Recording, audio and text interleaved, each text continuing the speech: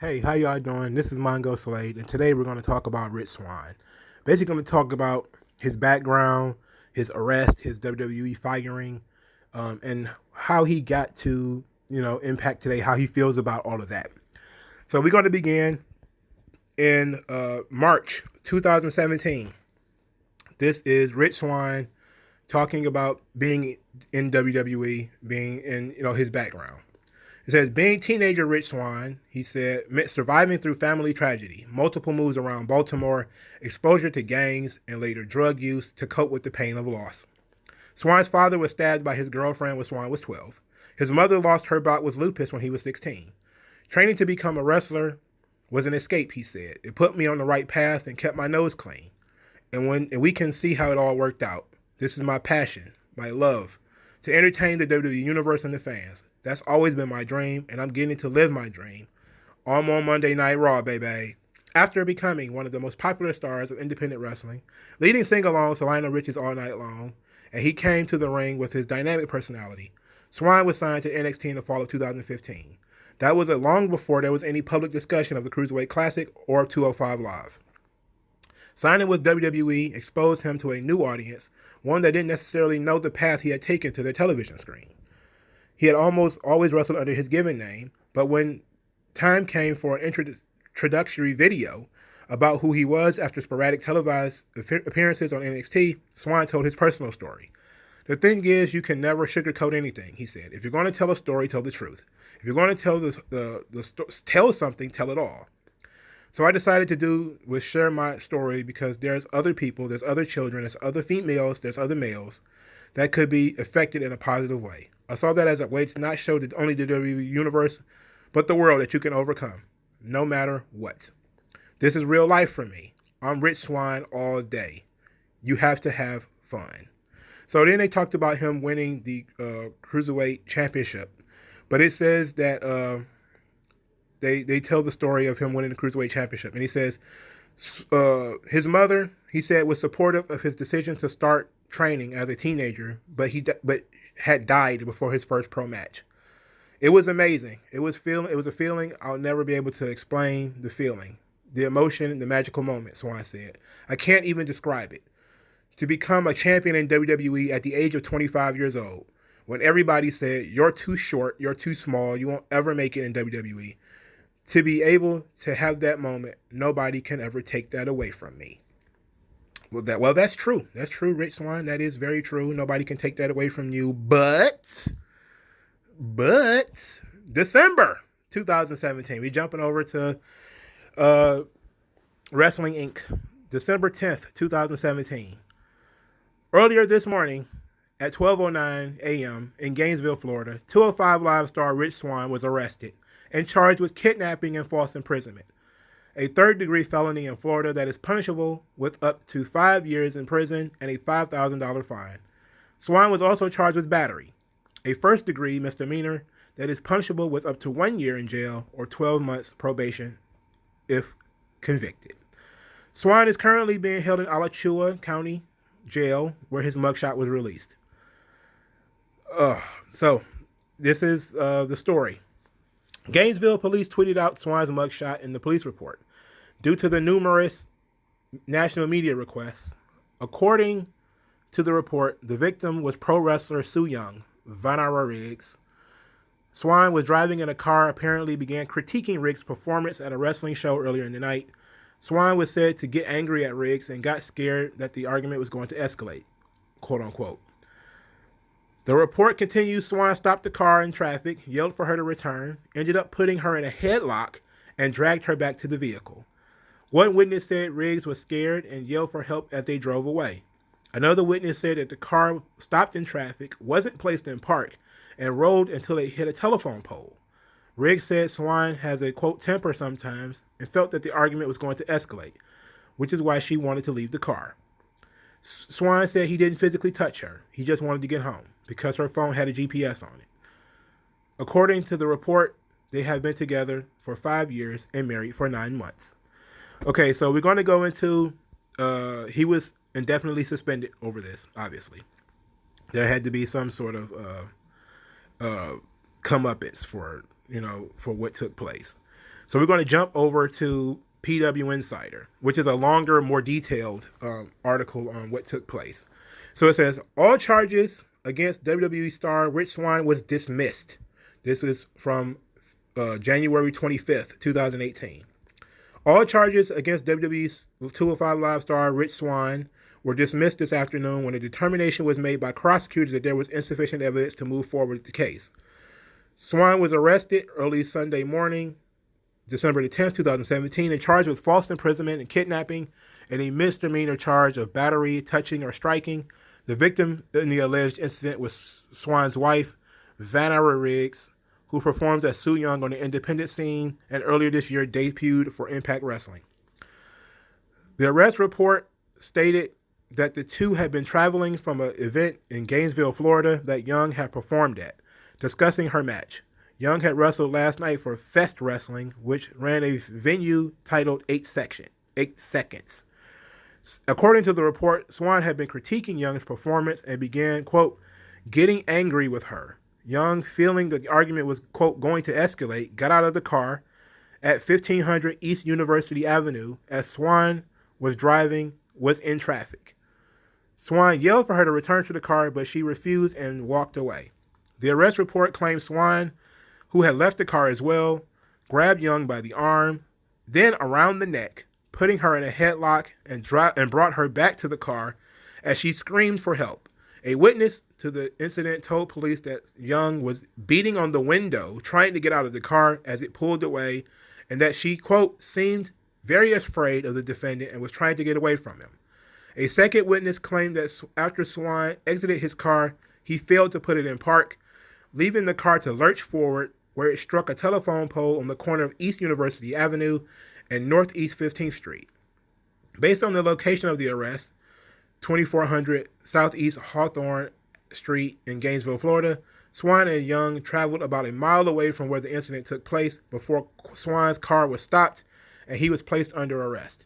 In the arrest report, authorities stated that Young told them she was afraid of Swann, quote, because he has a temper sometimes, and that she was scared their argument would escalate into physical confrontation.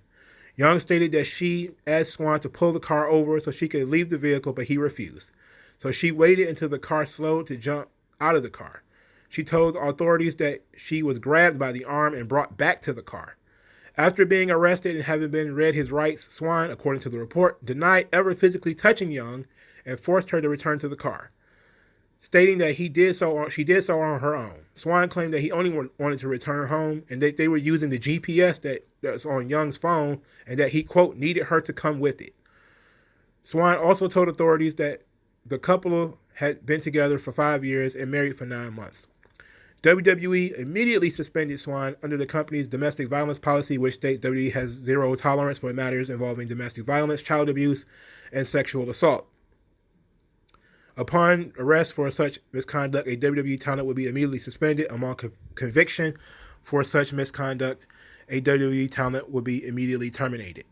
In the days following the incident, Swann's wife has publicly posted positive comments about her husband on social media.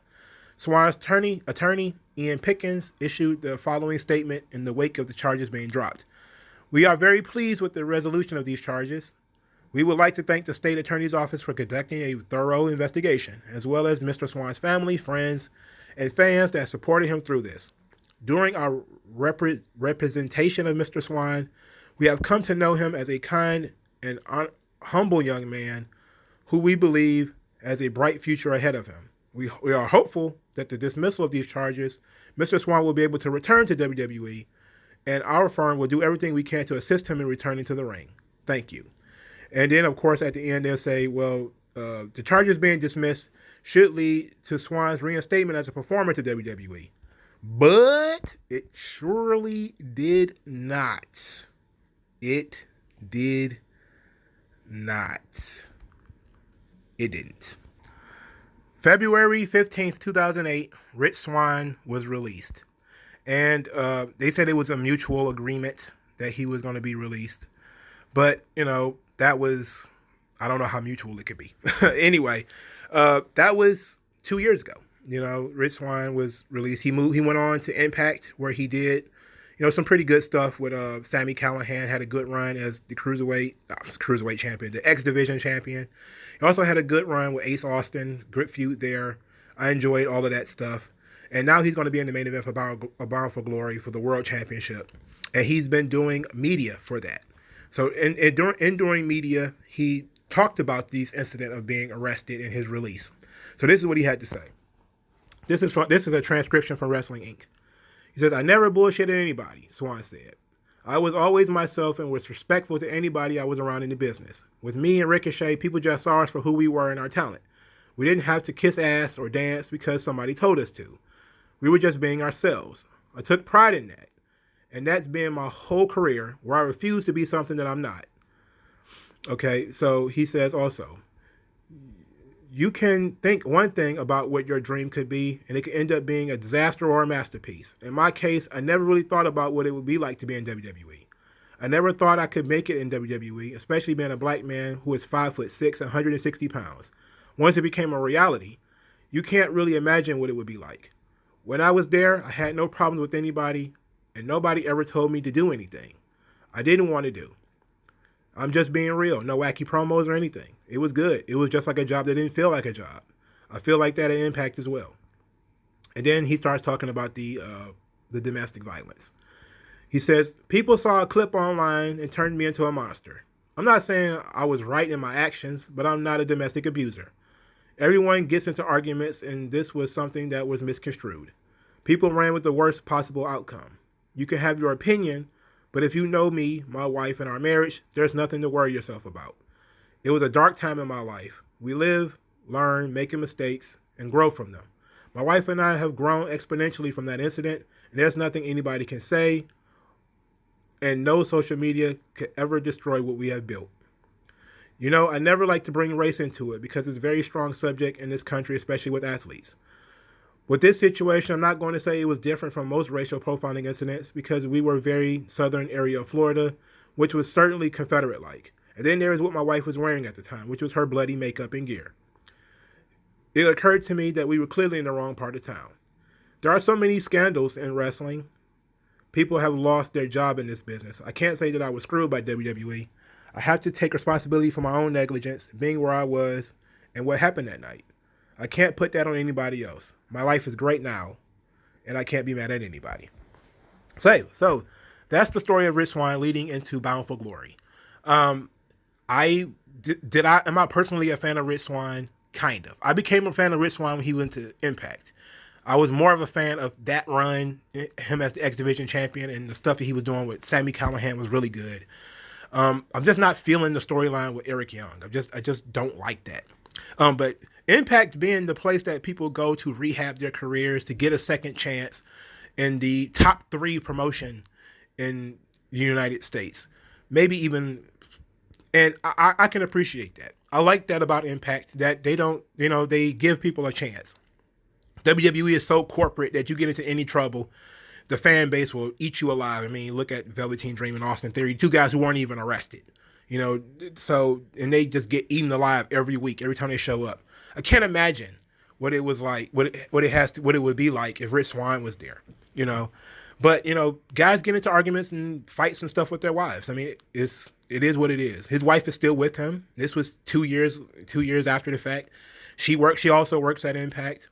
So whatever took place at that point in time, it's under the bridge. And it's unfortunate that, his mugshot is easy to find online. The story is easy to find online. And it's, sometimes people are defined by their lowest moments. And it's the most unfortunate thing in the world that we as a society kind of do that. That, people are also almost always defined by the worst thing that they've actually done.